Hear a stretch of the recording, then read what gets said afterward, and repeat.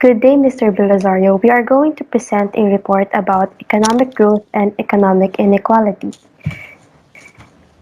In this report, we are going to define the economic growth and economic inequality, as well as to determine the factors and the determinants that affect both terms.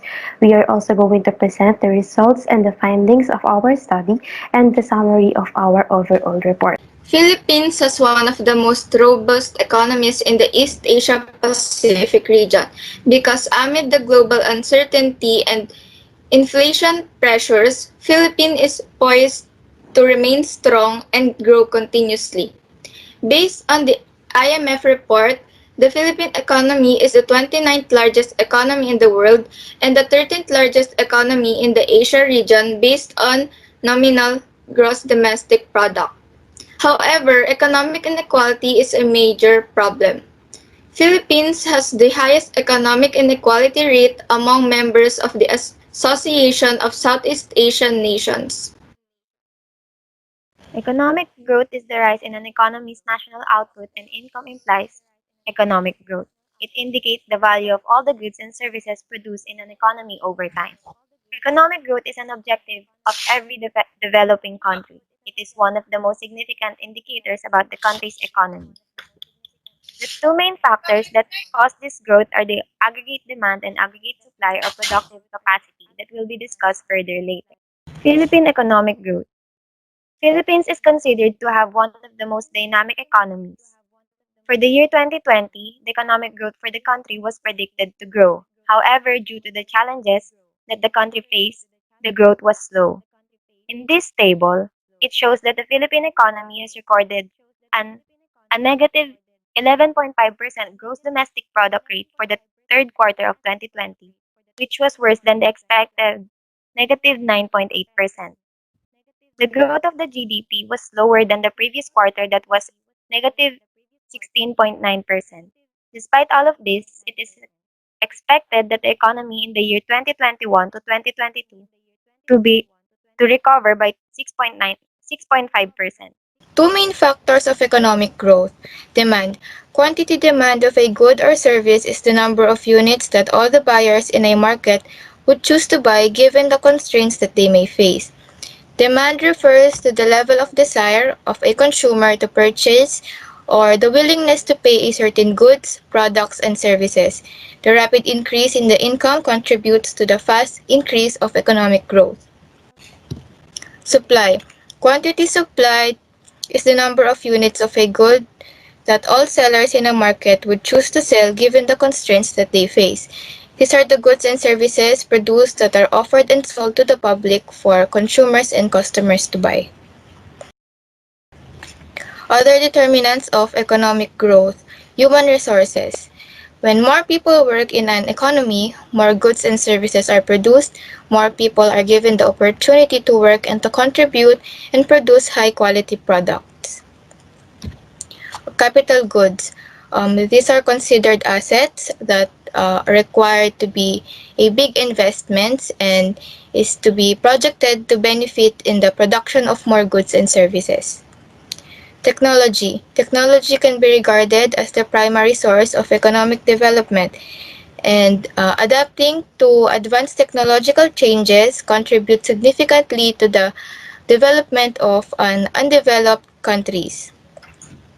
And for natural resources, it mainly contributes to the quality and quantity increase of products as it is the main source of raw materials and may result in high demand income.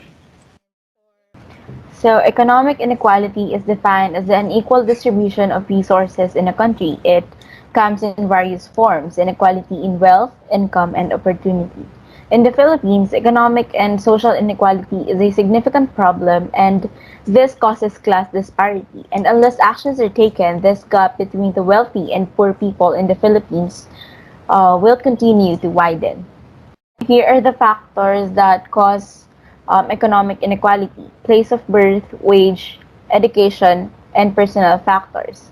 The place of birth is a factor that causes inequality because people who are born to a well-developed place may have more opportunities than those who came from undeveloped places. And when a person has the chance to get a proper education, graduate college, or even get a degree, it is more likely that they will get a job with a high salary because employers would want those who have more knowledge in the field that they want to work in.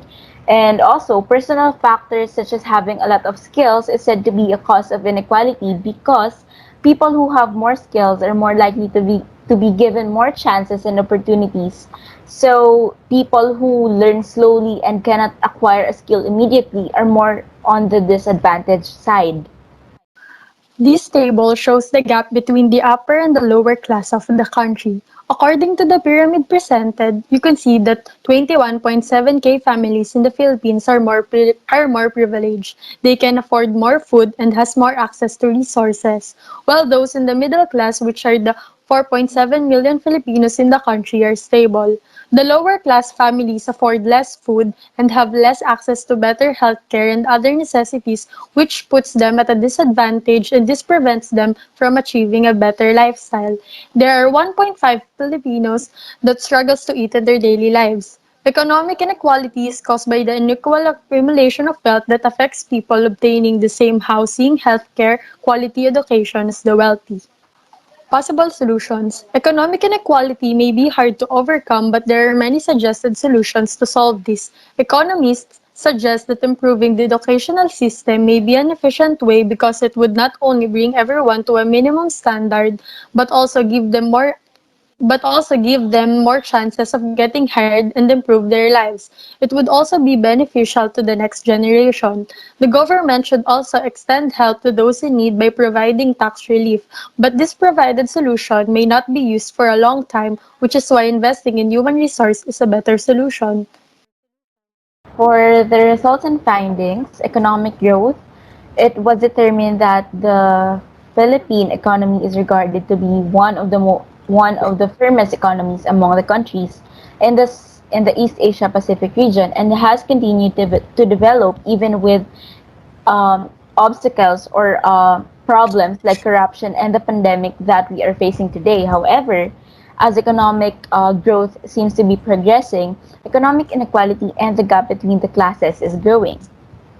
But with a better government and governance, change is possible. Some ways that can be done to stop inequality are improving the educational system, equal distribution of income, and proper taxing system.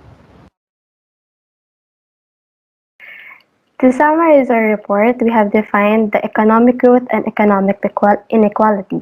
Economic growth is defined as the increase in a country's economic output and a benchmark of the country's economic standing, while the economic inequality is the unproportionate distribution of resources and opportunities. It was also stated several times along the report that the Philippines economy is considered as one of the active and strong economies among the East Pacific countries. It is a result of the ever-increasing growth of the middle class and the large expanding population. As it has been presented, the class pyramid of almost all of the population of the Philippines has been occupied by the lower class and the middle class. As a consequence, almost all of the country's occupants strive to serve the capitalists and are stuck in the working class, which result in economic inequality. Certainly, the economy of the country is not in its worst condition, but there are modifications and changes in the system and the governance that should be done in order to achieve the maximum growth and performance of the economy. That's it for our report. I hope we have clearly defined and presented the economic inequality and the economic growth of the Philippines. Thank you.